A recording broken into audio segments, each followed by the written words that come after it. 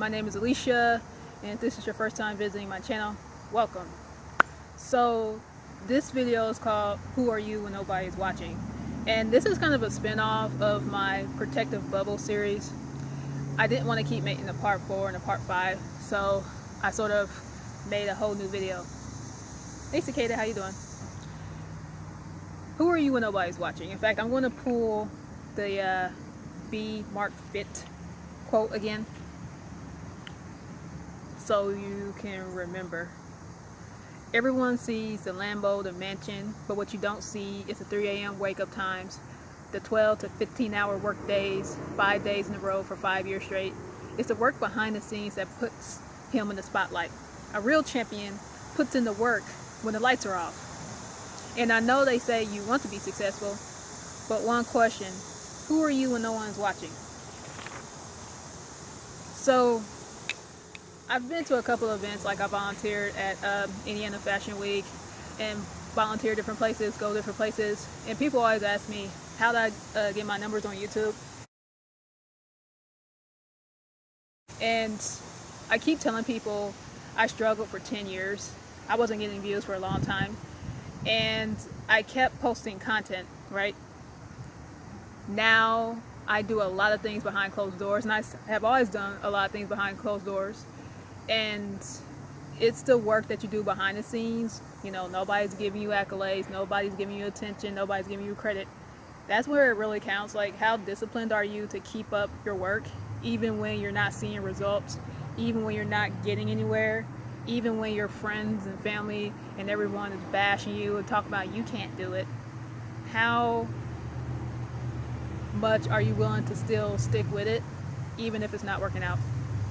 Like, for instance, for fitness, I've been working out for over 20 years, and of course I've had to I had to start doing this start stop thing because health issues technically started at 15. Didn't realize I had health issues at 15. Had to start having surgeries at 25. So it gets a little complicated, but again, as much as I can, I have a consistent workout plan. And the question is, will you work out regardless of how you feel? So when you set your alarm, do you sleep through your alarm, or do you get up? When it's raining outside, would you rather stay in your blanket, in your heated blanket, or would you get up and go work out? I work out even when I don't feel like it. I don't do it on surgery days, of course, but there's days where, no, I don't want to work out, but I make myself work out because it's a part of my routine. I feel weird when I don't work out. Hey buddy, how are you? Hey baby. Somebody needs a kissy on you. And somebody needs a head pat. But anyways, will you work out even if you don't have somebody telling you to? The bigger question is, can you discipline yourself? I can't emphasize that enough. And integrity is what you do when nobody's watching. How many people out here, you know, talk shit behind somebody's back, but then when they get in their face, they're all like, hey, fake, right? I have always wanted someone to trust growing up and someone to talk to without somebody talking shit behind my back, and I quite never had that safety. So I've always made a promise that I will never talk shit behind somebody's back. If I have something to say to somebody, I will go to them directly. And so that's my way of holding myself to that standard. If I can't go to that person, I'm not going to tell A, B, C, D. I'm going to go directly to E and say, hey, we need to talk. So who are you when nobody's watching? Dr. Phil said a quote, you know, past behavior predicts future behavior. Hey doggy, how you doing, boo boo? Hey, hi, hello. As you can tell, I'm a huge animal person. Anyways, past behavior predicts future behavior. If you're gossiping about people, you're going to continue to gossip about people. You're going to continue to talk about people behind their back. And so people like that I don't trust. So that's integrity, and that's a point that I always bring up. Who are you when nobody's watching? Can you go to that person and talk to them about the problem, or do you go to everybody else? Who are you when nobody's watching? So far that's all I have to say. I wasn't going to make this video super uber long, but I feel like people have been asking me how have I done this and how I've done that. It basically boils down to a couple things.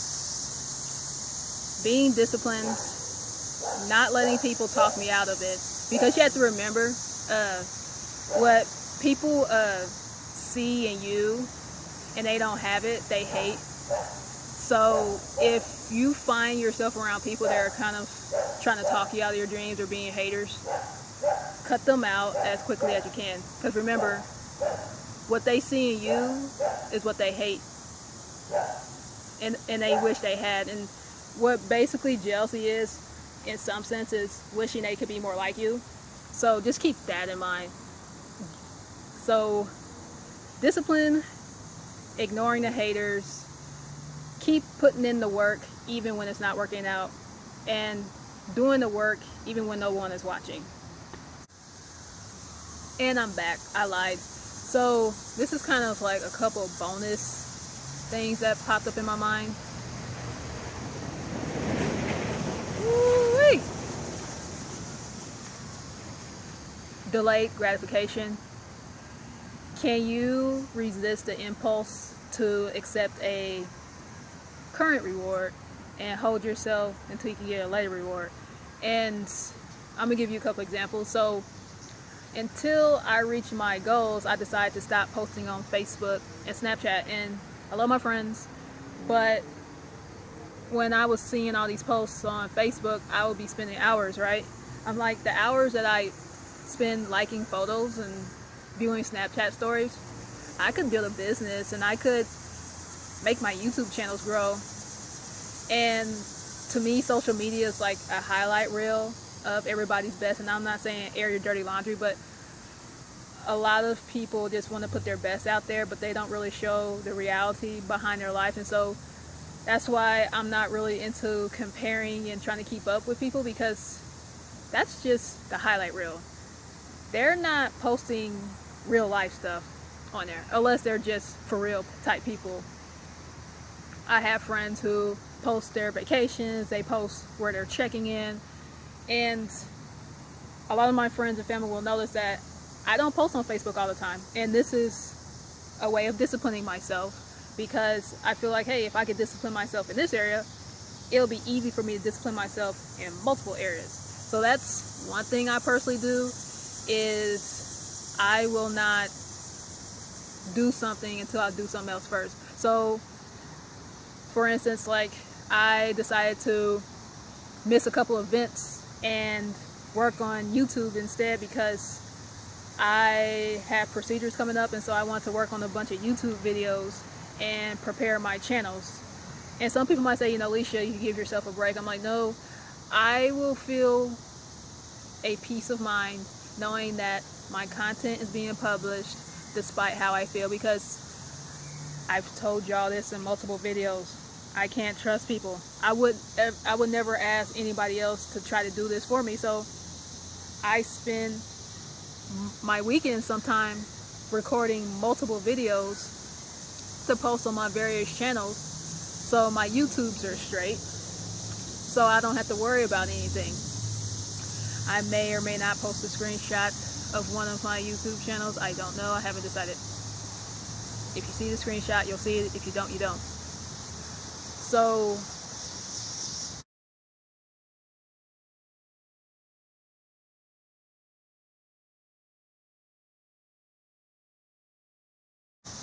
delayed gratification, having discipline and work ethic, and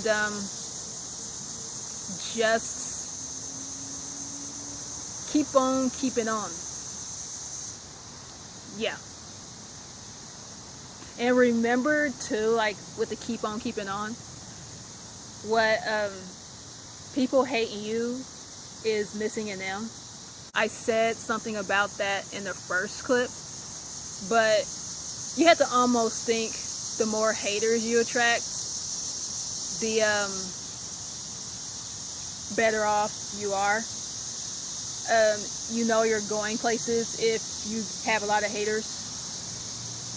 You will probably get on this journey and think, well, damn, like, because it's human nature to want to be liked and want to have support, and I felt that at different periods. But then when I realized I was on a different wavelength, a different page than most of my peers, I just got used to it. I got used to people not showing up, not being there. And so it's kind of like my default mode now. It's like, hey, listen, I would love support, but I'm not gonna make people be in my life. I'm not gonna make people come. I'm not going to force people onto my businesses or products or my music. Whatever is meant for me is going to be meant for me, and it's going to come easily and naturally, and that's how I approach it. So those are just a couple of other things I thought of as I was getting ready to put up my camera and actually edit the video. Like, maybe those are a couple of tidbits that I could add in there. So just additional thoughts. Kayla might want to say something too. Cool.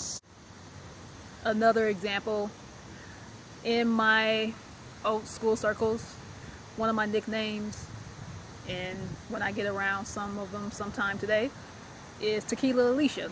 I like tequila, but lately I haven't been drinking it because I just don't feel that good, and I don't drink it when I'm taking medications prescribed to me by doctors, and I just simply stopped drinking it for a couple years because I just want to discipline myself. And the question is, I think I saw this on like a YouTube video, could you give up something that you like a drink that you like, if it meant you getting financial freedom and successes that are beyond your dreams? I was like, heck yeah, it's no problem.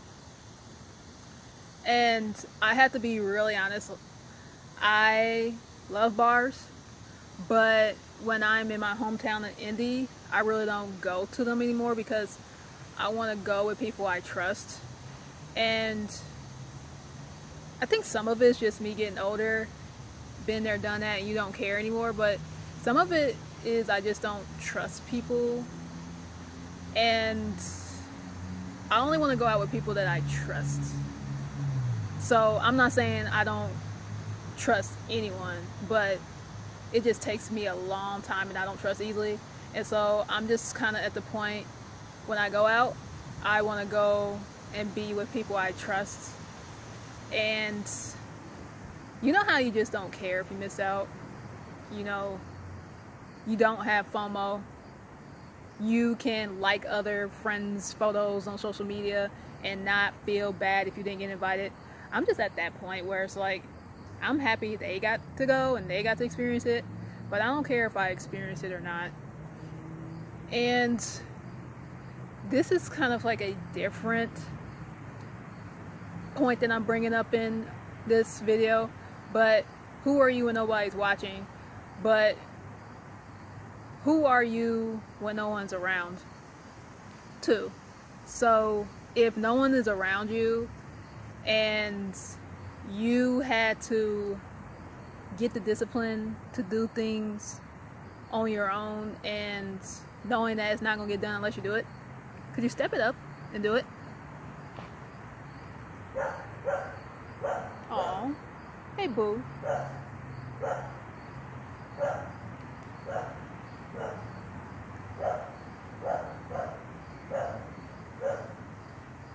If you don't have anyone, you know, clapping for you, and you don't have a little support group or anybody having your back, could you still rise to the occasion?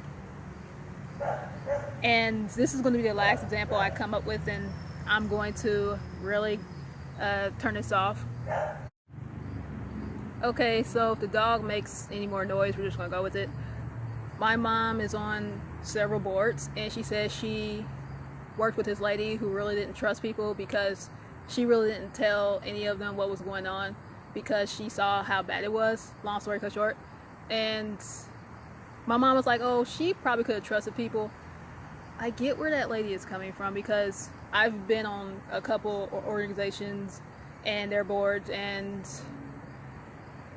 I also don't trust people because people say they're going to help you, but they might see you as weak and talk about you and talk about you're incompetent, because I actually had that happen to me. And after those experiences, I said, you know what, since asking for help makes me look weak, stupid, incompetent, how about I just don't do as much of it and just be even more careful about who I trust and open up to? Because I'm just going to be honest, and I'm not trying to make this a race thing, but being a black woman in the United States of America, there is just so much more of a higher standard put on you, and if you make a mistake, you'll be punished, way more for it.